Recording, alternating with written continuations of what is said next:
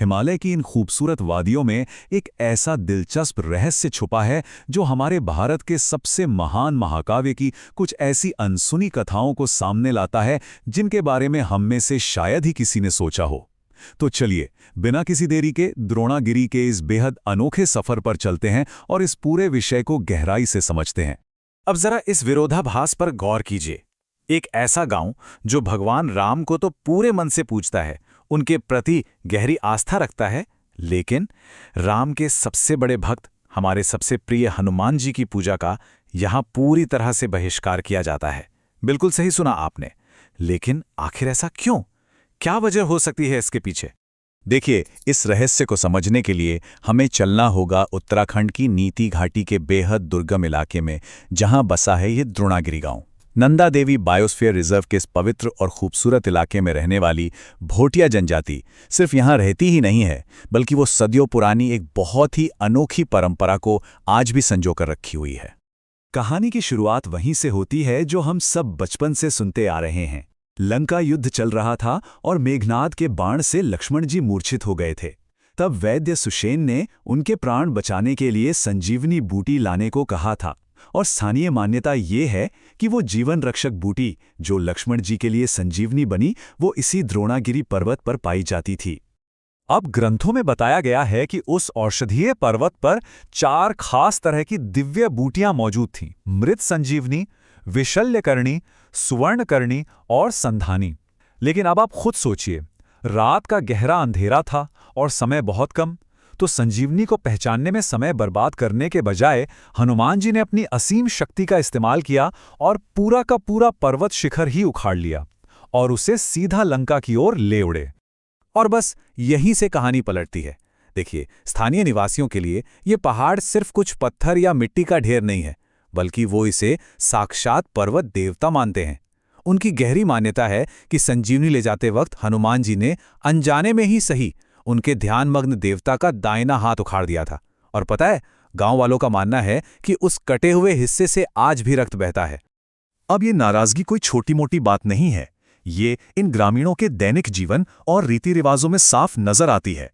आप हैरान रह जाएंगे कि वे अपने घायल देवता के सम्मान में आज भी केवल बाएं हाथ से ही प्रसाद चढ़ाते हैं। गांव में लाल झंडे लगाना पूरी तरह से मना है। और तो और, जब गांव में रामलीला होती है ना, तो उसमें हनुमान जी का कोई जिक्र या उनका कोई पात्र शामिल ही नहीं किया जाता।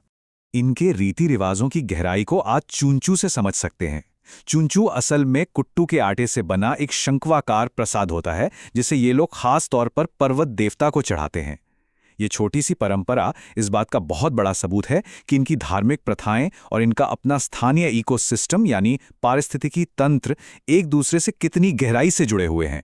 इसी इकोसिस्टम से जुड़ी भोटिया जनजाति की एक और दिलचस्प प्रथा है जिसे मस्मा कहते हैं। इसमें ये लोग सर्दियों में अपने मवेशियों को निचले इलाकों में और गर्मियों में ऊंचे इलाकों की तरफ ले जाते हैं। तो असल में हनुमान जी की पूजा ना करना इनकी कोई जिद या गुस्सा नहीं है, बल्कि ये प्रकृति के सीमित संसाधनों के प्रति उनके गहरे सम्मान और एक बहुत ही कठोर पारिस्थितिक संवेदनशीलता को दर्शाता है। वो प्रकृति को ही अपना भगवान मानते हैं। गांव की लोक कथाओं में एक और बड़ी दिलचस्प बात मिलती है।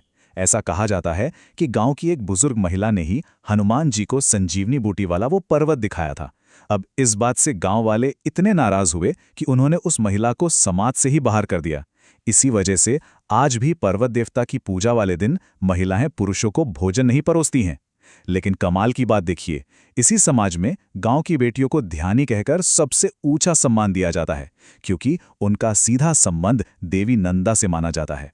तो देखा आपने, जिस तरह द्रोणागिरी में संजीवनी की कहानी का अपना ही एक बिल्कुल अलग स्थानीय संस्करण मौजूद है, ठीक उसी तरह अगर हम रामायण के प्राचीन लिखित ग्रंथों को भी खंगालें तो उनमें भी हमें भारी विविधताएं मिलती हैं। सच तो यह है कि ये महाकाव्य कभी किसी एक कठोर ढांचे में बंधे ही नहीं हैं। इसको समझने के लिए महर्षि वाल्मीकि जी की संस्कृत में रची गई रामायण और गोस्वामी तुलसीदास जी द्वारा अवधी भाषा में लिखी गई रामचरितमानस के बीच के मूलभूत अंतर को देखना बहुत जरूरी है। जहां वाल्मीकि रामायण त्रेता युग की मानी जाती है, वहीं रामचरितमानस कलयुग में करीब 16वीं शताब्दी के आसपास लिखी गई थी। और समय के साथ इन कथाओं का जो विकास हुआ ना, वो सच में हैरान करने वाला है। उदाहरण के लिए वाल्मीकि रामायण में राजा दशरथ की 350 पत्नियों का जिक्र है और ये बताया गया है कि राम जी ने शिव का धनुष बहुत ही आसानी से उठा लिया था। लेकिन दूसरी तरफ रामचरितमानस में केवल 3 पत्नियों का उल्लेख मिलता है और उसमें बकायदा सीता स्वयंवर और धनुष टूटने का एक पूरा का पूरा प्रसंग रचा गया है। यही नहीं, खुद हनुमान जी का चित्रण भी इन अलग अलग ग्रंथों में बदल जाता है। वाल्मीकि रामायण में उन्हें वानर जनजाति से संबंध रखने वाले एक मानव के रूप में वर्णित किया गया है, जबकि रामचरितमानस में उनका स्वरूप विशेष रूप से एक बंदर का है। यह साफ दिखाता है कि कैसे मुख्य ग्रंथों में जो हनुमान एक सार्वभौमिक तारणहार हैं, वही द्रोणागिरी के निवासियों के लिए अनजाने में ही सही उनकी स्थानीय व्यवस्था को भंग करने वाले बन जाते हैं। सीता हरण वाले प्रसंग में तो ये वैचारिक भिन्नता और भी गहरी हो जाती है। ध्यान से सुनिएगा, वाल्मीकि रामायण के अनुसार रावण ने असली सीता का हरण किया था और इसीलिए उन्हें अपनी पवित्रता साबित करने के लिए अग्नि परीक्षा देनी पड़ी थी। लेकिन रामचरितमानस का नजरिया बिल्कुल अलग है।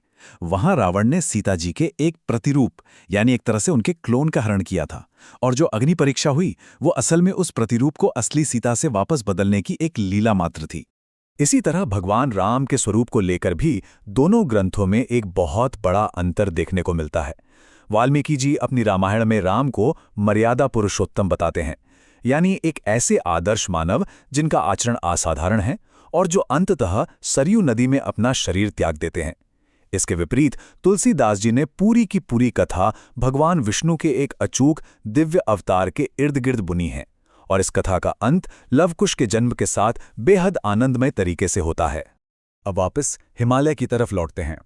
इन महाकाव्यों की स्थानीय अनुकूलन का एक और बहुत ही शानदार उदाहरण द्रोणागिरी के पास स्थित जेलम गांव है। पता है, ये जेलम शब्द असल में जन्म शब्द से ही बना है। इस गांव में हर साल सितौन नाम का एक बहुत भव्य मेला लगता है। क्यों? क्योंकि यहाँ के लोगों की बहुत गहरी आस्था है कि माता सीता का जन्म किसी और जगह नहीं बल्कि इसी हिमालय घाटी में हुआ था। मशहूर इतिहासकार सीतानाथ डे का एक कोट है जो हमारी आज की इस पूरी चर्चा को बड़ी खूबसूरती से समेट देता है। वो कहते हैं कि रामायण हमारे लोगों के जीवन में उसी तरह सहजता से घुली मिली है जैसे हवा और पानी। और ये बिल्कुल सच है। ये प्राचीन कहानियां कोई पत्थर की लकीर या रुकी हुई चीज़ें नहीं हैं, बल्कि ये बहती हुई परंपराएं हैं जो लोगों की रोज़मर्रा की जिंदगी, उनके अस्तित्व, उनकी पारिस्थितिकी और उनके विश्वासों के साथ बिल्कुल गहराई से गुंथी हुई हैं। तो अंत में ये पूरा विश्लेषण हमें ये सोचने पर मजबूर कर देता है कि आखिर ये पहाड़, नदियां और जंगल किस तरह से हमारी सबसे पवित्र कथाओं को लिखते हैं और फिर समय के साथ उन्हें कैसे नया रूप देते हैं। क्या आस्था और हमारे पर्यावरण के बीच का ये अटूट रिश्ता ही हमारे इन महान महाकाव्यों की असली संजीवनी है? आप इस बारे में क्या सोचते हैं? इसी विचार के साथ आज की ये चर्चा यहीं समाप्त करते हैं।